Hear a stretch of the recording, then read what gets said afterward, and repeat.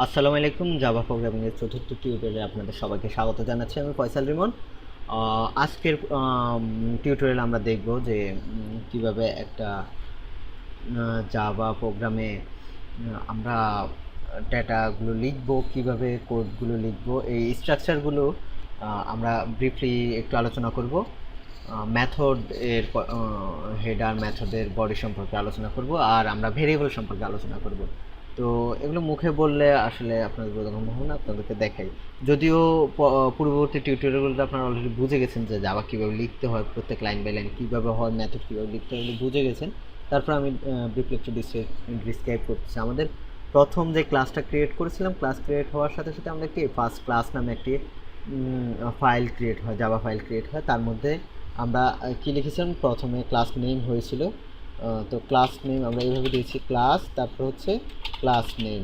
তো ক্লাস নেমের জায়গায় আমাদের কী ছিল, যে ফার্স্ট ক্লাস এটা ছিল, তাই তো। তারপর কী ছিল, তারপর কার্লি ব্র্যাকেট ছিল এবং কার্লি ব্র্যাকেট ইন হয়েছিল ঠিক এরকমভাবে। তো এর আগে কি ছিল, পাবলিক নামে একটা ছিল, কিওয়ার্ড ছিল, যাতে এই ডাটাটা পাবলিকলি অ্যাক্সেসিবল হয়, পাবলিকলি অ্যাক্সেস করা যায়। তো এই বিষয়টা নিয়ে আলাদা, এই পাবলিক বা ভয়েড এই জাতীয় বিষয়গুলো নিয়ে আমরা আলাদা আলোচনা করব পরবর্তীতে যে কোনো টিউটোরিয়ালে। একটা টিউটোরিয়ালই থাকবে এই বিষয়গুলো নিয়ে, এখন আপনাদের এগুলো নিয়ে এত ভাববার দরকার নেই। তারপর আমরা মেথডে চলে যাই। আমরা ক্লাস এর ভিতরে কি লিখেছিলাম, মেথড লিখেছিলাম। তো প্রথম আমাদের কি মেথড লিখতে হচ্ছে, আমাদের মেইন মেথড লিখতে হয়েছে।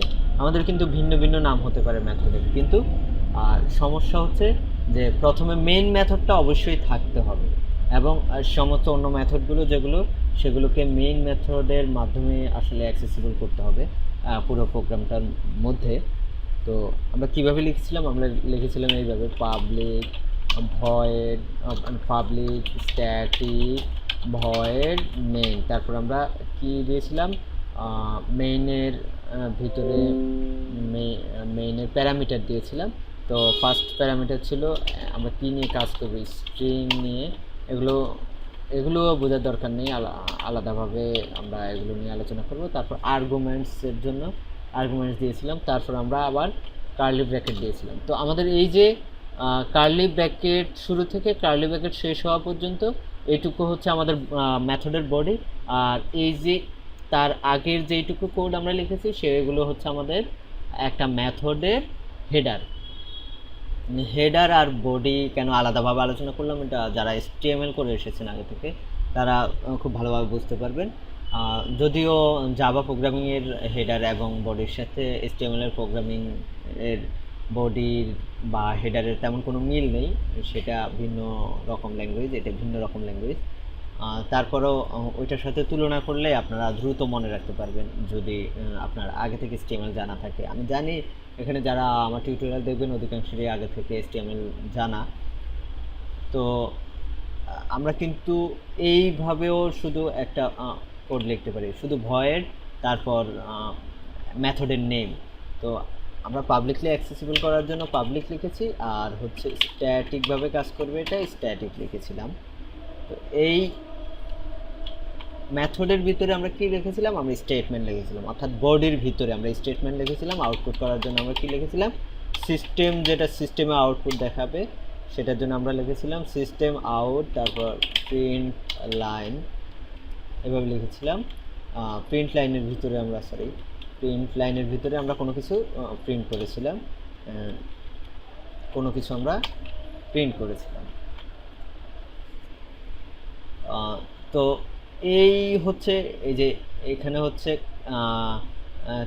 ক্লাস, ক্লাস নেম, তারপর ভিতরে হচ্ছে মেথড, পুরোটা মিলে হচ্ছে মেথড। আর এইটুকু হচ্ছে মেথড হেডার, তার মধ্যে এইটুক মেথড নেম, আর ভিতরে যেটুকু আছে এটা হচ্ছে মেথডের প্যারামিটার।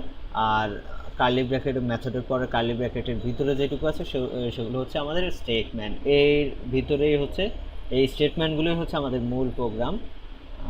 ভিতরে যা কিছু ঘটবে, এই মেথডের একটা মেথড মানে একটা প্যাকেজের ভিতরে যা কিছু ঘটনা ঘটবে বা যা কিছু লেখা লিখবো আমরা।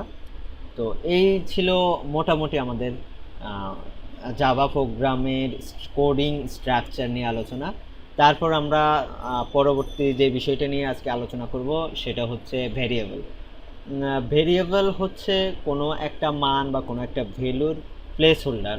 যদি এটা সংজ্ঞায় সংজ্ঞায়িত করতে চাই তাহলে this is place holder of any kind of data. এইভাবে বললে হয়তো অনেকেই বুঝবেন না যে প্লেস হোল্ডারটা আবার কী জিনিস বা কী ধরনের ডেটা বা কী ধরনের প্লেস হোল্ডার, এটা তো বুঝি নেই। তো আমি যদি সহজ করে বলি সেটা হচ্ছে ধরেন আপনি আপনার এজ দিবেন, একটা প্রোগ্রাম করা আছে এরকম যে ইউজারের এজ দিবে, সেই এজটা সংগৃহীত হবে, সেই এজটা হয়তো ডাটাবেজে যাবে বা সেই এজটা প্রদর্শন করবে। এখন সেই এজটা ডাটাবেজে নেওয়ার জন্য বা সেই এজটা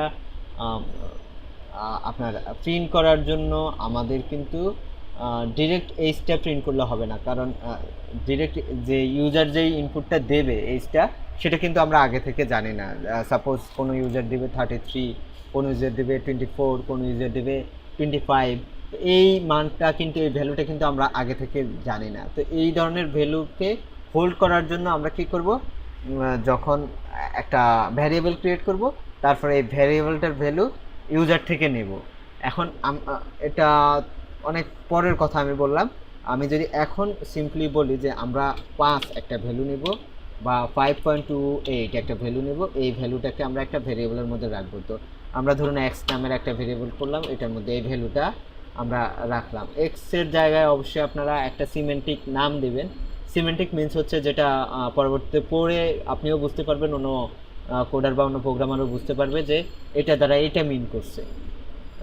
এটা অবশ্যই মাথায় রাখবেন যখন বড় বড় প্রোগ্রামিং করবেন, এটা অবশ্যই মাথায় রাখবেন। অনেক পরের কথা, বাট আমি আগে থেকেই বলে দিলাম যাতে আপনাদের চর্চাটা ওইভাবেই হয় প্রথম থেকে।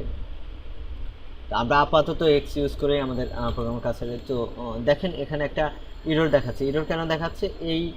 এই যে ভেরিয়েবলটা আমরা ক্রিয়েট করেছি, ভেরিয়েবলটা আমরা ভ্যালু দিয়েছি ভেরিয়েবলটায়, এই ভেরিয়েবলটা কিন্তু আমাদের নেই। আমাদের আগে কিন্তু ভেরিয়েবলটা ডিক্লেয়ার করতে হবে, তারপর ভেরিয়েবলটার মধ্যে ভ্যালু দিতে হবে। তো তার জন্য আমাদের কি করতে হবে, আগে ভেরিয়েবলটা এক্সটা ডিক্লেয়ার করতে হবে আগের একটা স্টেটমেন্টে। তো কীভাবে ডিক্লেয়ার করতে হবে আমাদের খেয়াল করুন, এটা হচ্ছে দশমিক মানযুক্ত সংখ্যা। তো আমরা যদি অধিকাংশ প্রোগ্রামিংয়েই শুধু জাভা না, অধিকাংশ প্রোগ্রামিংয়ে দশমিক মানযুক্ত যেই সংখ্যাগুলো সেগুলোকে সাধারণত ডাবল বা ফ্লোট এই ধরনের এর মাধ্যমে কিওয়ার্ডের মাধ্যমে প্রকাশ করা হয়। এই কিওয়ার্ডগুলো হচ্ছে আপনার ভেরিয়েবল টাইপ। ভেরিয়েবলের আগে এই ধরনের কিওয়ার্ড যুক্ত হয়ে ভেরিয়েবল টাইপটা প্রকাশ করে। অর্থাৎ আমাদের এক্স ভেরিয়েবলটা যদি হয় স্ট্রিং, তাহলে আমরা আগে লিখতে হবে স্ট্রিং, এরকম। তো সমস্ত ভেরিয়েবলগুলো আপনারা হয়তো সার্চ করলে পাবেন, অথবা আমিও আলোচনা করব এগুলো নিয়ে। আমরা এটাকে প্রিন্ট করব। তো প্রিন্ট করার জন্য আমরা কি করব, সিস্টেমে যেহেতু আমরা প্রিন্ট করব সিস্টেম আউটপুট, অর্থাৎ সিস্টেম আউট, তারপর হচ্ছে প্রিন্টের মধ্যে আমরা লিখলাম কোনটা, এক্স। আমাদের যদি কোনো স্ট্রিং যদি কোনো লেখা প্রিন্ট করতে হয় তাহলে আমরা কিন্তু ডাবল কোটের মধ্যে লিখেছি। এখানে যেহেতু এটা একটা ভেরিয়েবলের ভ্যালু প্রিন্ট হবে, তো আমরা ভেরিয়েবলটা ডিরেক্ট লিখতে পারবো। এখন এই আমাদের এক্স প্রিন্ট করার ফলে কি প্রিন্ট হবে, 5.28 এই ডাটাটা প্রিন্ট হবে। দেখি আমরা আমাদের প্রোগ্রাম রান হয়েছে না, আমাদের প্রোগ্রাম রান হয়েছে এবং 5.28 প্রিন্ট হয়েছে। এখন আমরা যখন এই ধরনের একটা ভেরিয়েবলের মান প্রিন্ট করব তখন সাধারণত হয় কি, শুধু ভেরিয়েবলটা থাকে না, তার পাশে কিছু টেক্সট থাকে। যেমন আমরা যদি কোনো পণ্যের দাম হয় তাহলে আমরা কি লিখবো, সাধারণত এরকম লিখবো যে the price of this product is X, অর্থাৎ the price of this product is 5.28, অথবা যা থাকে, অথবা যদি ইউজার ইনপুটমেন্ট ইউজার যা দেয়। তো সেই জন্য আমাকে কী করতে হবে, সেভাবে যদি আমি লিখতে চাই প্রথমে আমাকে হচ্ছে, যেহেতু আমার নর্মাল লেখাগুলো কোটের মধ্যে থাকে, ডাবল কোটের মধ্যে আমাকে ডাবল কোট দিতে হবে। ডাবল কোটের মধ্যে আমাকে লিখতে হবে কি, the price of this product is space, তারপর আমরা একটা প্লাস দিলাম, ব্যাস। আমরা যদি রান করি দেখেন আমাদের প্রোগ্রামটা রান হয়েছে। আমরা স্পেসটা এখানে কেন দিছি, স্পেসটা দিছি তাহলে ইজের পরে একটা স্পেসও প্রিন্ট হবে। স্পেস কিন্তু কোনো নাল ভ্যালু নাই, স্পেসের মান হচ্ছে স্পেস, এটা হচ্ছে একটা ফাঁকা ঘর, এটা ফাঁকাভাবে দেখাবে। স্পেস স্পেসকে কেউ কখনো নাল হিসেবে চিন্তা করবেন না। আর নাল মিনস হচ্ছে যেটা কিছুই নাই, এখানে কোনো কিছুই নেই, একেবারে বায়ু শূন্যতার মতো, যেখানে বায়ুও নাই, কিন্তু যেখানে বায়ু আছে সেখানে কিন্তু কিছু আছে। কি আছে? বায়ু আছে। তো সেটাকে আমরা নাল বা আহ, নাল কোনো জায়গা বলতে পারি না, অর্থাৎ বায়ু শূন্য না, সেটা কিছু না কিছু সেখানে আছে। অর্থাৎ বিষয়টা প্রোগ্রামিংয়ের ক্ষেত্রে এরকমই।